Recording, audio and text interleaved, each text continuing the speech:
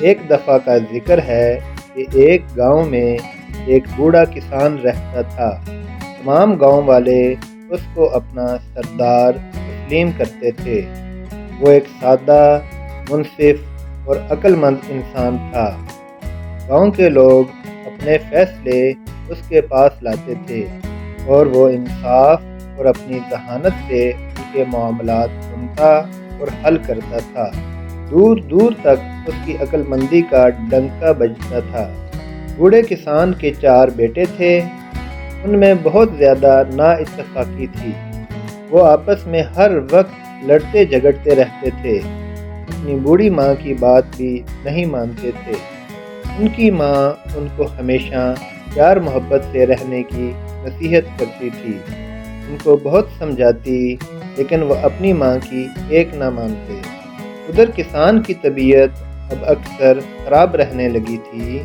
وہ فکر مند رہتا تھا کہ اس کے بچے بہت جھگڑالو ہیں، اور اگر وہ ساری زندگی اسی طرح لڑتے جھگڑتے رہے تو کوئی ان کو نقصان نہ پہنچا دے، اور وہ تمام عزت جو اس نے اپنی عقل مندی کی وجہ سے کمائی ہے، وہ یہ بچے اپنی نا اتفاقی کی وجہ سے ضائع نہ کرتے۔ ساری رات وہ جاگتا رہتا اور یہی سوچتا رہتا کہ کیسے ان میں اتفاق پیدا کیا جا سکتا ہے۔ ایک دن اچانک اس کو ایک خیال آیا۔ اس نے اپنے بچوں کو بلایا اور ان کو ایک لکڑیوں کا گٹھا دیا اور ان سے کہا کہ ان لکڑیوں کو کھولے بغیر توڑ کر دکھاؤ۔ تمام بچوں نے کہا کہ ابا جان، ہم ان کو کیسے توڑ سکتے ہیں؟ یہ تو ایک گٹھے میں مضبوطی سے بند ہیں۔ کسان نے ان سے پوچھا کہ اچھا، اگر میں اس گٹھے کو کھول دوں اور یہ کہوں کہ ایک ایک لکڑی کو علیحدہ علیحدہ توڑ کر دکھاؤ تو کیا توڑ لو گے؟ بچوں نے کہا کہ ابا جان، پھر تو ہمیں کوئی مشکل نہ ہوگی، ہم تمام لکڑیاں بہت آسانی سے توڑ لیں گے۔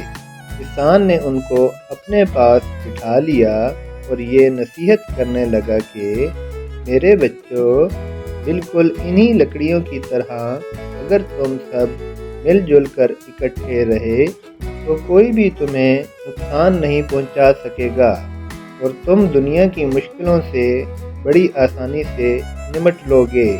لیکن اگر تم آپس میں اسی طرح لڑتے جھگڑتے رہے تو کوئی دشمن تمہیں نقصان پہنچا سکتا ہے۔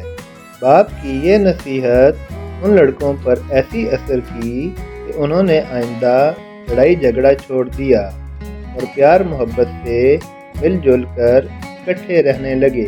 پیارے بچوں، اس کہانی سے ہمیں یہ سبق حاصل ہوتا ہے کہ ہمیں اپنے والدین کی بات ماننی چاہیے۔ اپنے بہن بھائیوں اور دوستوں سے لڑائی جھگڑا نہیں کرنا چاہیے اور مل جل کر اتفاق سے رہنا چاہیے۔ کہانی اچھی لگی ہو تو چینل کو سبسکرائب ضرور کیجیے۔ کمنٹ سیکشن میں اپنی رائے کا اظہار کیجیے۔ شکریہ۔